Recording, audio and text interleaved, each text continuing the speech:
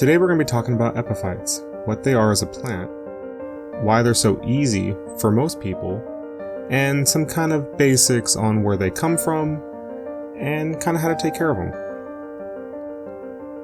An epiphyte is a plant that grows on another planet or surface, like a rock, wall, or a boulder. It obtains moisture and nutrients from the air, rain, water, like in marine environments, or surrounding accumulated debris from the canopies of verdant rainforests. Epiphytes are different from parasites in that they grow on other plants for physical support and do not necessarily affect the host negatively. Parasites, on the other hand, will steal the nutrients from the host plant until basically it dies, bursts its seeds, and moves on to the next. The roots of an epiphyte don't do much in regards to nutrient intake, and rather use them for stability. There are bromeliads which hold water in their tanks, and do need a steady water source that most environments wouldn't give them unless in the dense tropical rainforest. The fun thing about bromeliads and holding water in their tanks is that they are also themselves a kind of ecosystem for frogs, spiders, amphibians, all sorts of other little creatures. Epiphytes are usually found in the temperate zone, or cold areas, like many mosses, liverworts, lichens, or algae, and others are found in the tropics, like many ferns, cacti, orchids, and bromeliads. Most epiphyte species make good houseplants due to their minimal water and soil requirements. Sometimes this means also less insects and soil-borne pathogens.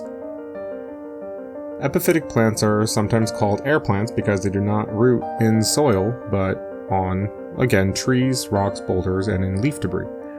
However, that term is kind of inaccurate because there are many aquatic species of algae that are epiphytes on other aquatic plants like seaweeds. So, not all epiphytes are air plants.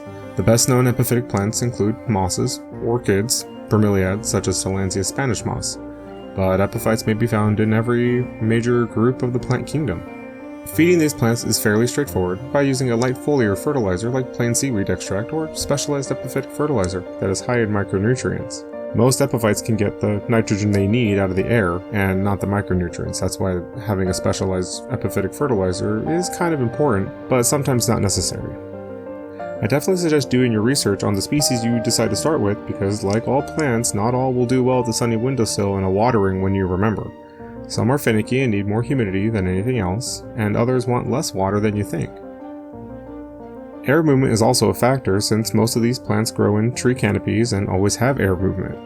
A stagnant bedroom will slowly suffocate your plants even if they seem fine for a long while. This next plant is a Platycerium superbum. Basically, this is a fern from Australia that is a definite epiphyte. It usually will grow on trees, or you'll see them grown on planks of wood in nurseries. These are one of the bigger, really nice kind of antler-like fronds that hang down from the plant itself. You can mount them and keep them vertical like this. It will kind of take form and shape of what pot it's in, as you can see here. It's kind of like wrapped around the end of the pot, but if this was on a piece of wood, it would be more or less flat and kind of creating a seal that basically allows it to hang on tight. Now again, the top part here is basically where it would collect its water and nutrients like leaf debris.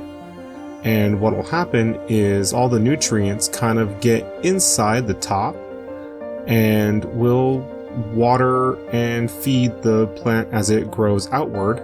These are the shields of the plant that can get really, really big and again kind of help keep it stable and get ready to hang it high because these kind of antler shapes will hang really low onto the ground. There are plenty of plants that we can cover in regards to epiphytes, but we'll do those in separate videos.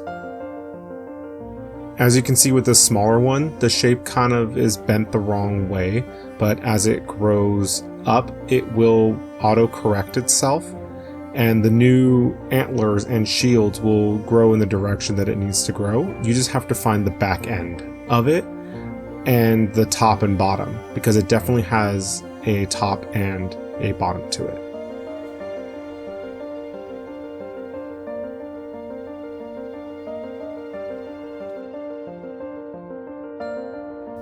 this little bromeliad here is one of those that are remaining small and will clump out from the basal area. You can see that it's kind of like in a bark soil peat moss mix, which basically mimics the crotch of a tree. On the other hand, with a bromeliad like this, the roots will come from the main stem and the pups will come out from the individual leaflet connectors. So this doesn't really need any soil. I've definitely left this just out in the open compared to the little one. Thanks for getting to the end of the video. If you have a favorite plant, pop it in the comments below, and make sure to like, subscribe when you have the chance. I really appreciate it.